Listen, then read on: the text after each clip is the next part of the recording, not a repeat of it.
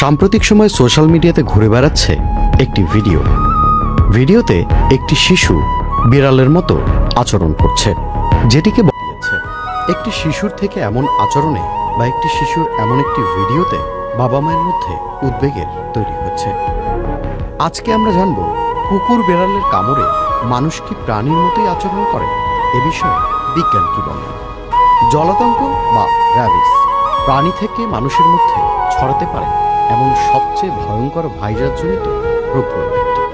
আক্রান্ত প্রাণীর লালা মানুষের শরীরে কামড়, আঁচড় কিংবা ক্ষতস্থানে লাগার মাধ্যমে ভাইরাসটি শরীরে প্রবেশ করে।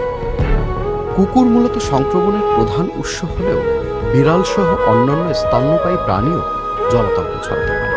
তবে জলাতঙ্কে আক্রান্ত কুকুর বা বিড়াল মানুষকে কামড়ানোর পর সেই মানুষ কুকুর বা বিড়ালের মতো আচরণ করতে শুরু করে এমন কোনো ধারণা বা বৈজ্ঞানিক ভিত্তি একদমই নেই।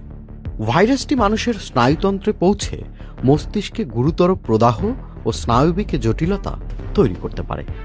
ফলে আক্রান্ত ব্যক্তির মধ্যে অস্থিরতা, বিভ্রান্তি, অস্বাভাবিক উত্তেজনা, হ্যালুসিনেশন, অতিরিক্ত লালা, খিঁচুনি এবং পরে পক্ষাঘাত ও কোমা দেখা দিতে পারে।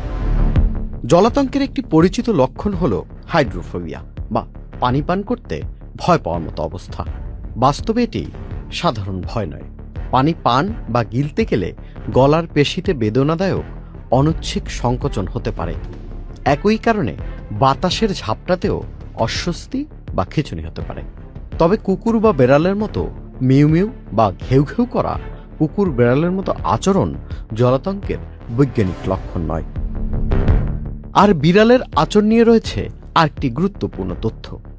বিড়ালের আচরণের নখে র্যাবিস ভাইরাস থাকে না, তবে আক্রান্ত প্রাণীর লালা, নখ বা থাবায় লেগে থাকলে এবং সেই আচরে চামড়া কেটে গেলে সংক্রমণের ঝুঁকি তৈরি হতে পারে।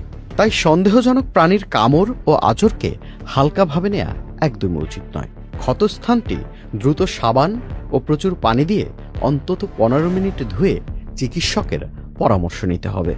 প্রয়োজন হলে র্যাবিস ভ্যাকসিন এবং গুরুতর সংস্পর্শের ক্ষেত্রে র্যাবিস ইমিউনোগ্লোবিউল দেওয়া হয়। সবচেয়ে গুরুত্বপূর্ণ বিষয় হল লক্ষণ প্রকাশের আগেই যথাযথ প্রতিরোধমূলক চিকিৎসা নিলে জলাতঙ্ক প্রতিরোধ করা একদমই সম্ভব। কিন্তু লক্ষণ প্রকাশের পর রোগটি প্রায় সব ক্ষেত্রেই প্রাণঘাতী। তাই কামড় ও আচরের পর লক্ষণ দেখা দিক তারপরে চিকিৎসা নেব এমন অপেক্ষা করা একদমই বিপজ্জনক। বলা হচ্ছে জলাতঙ্কে আক্রান্ত বেড়াল তাকে কামড় বা আচর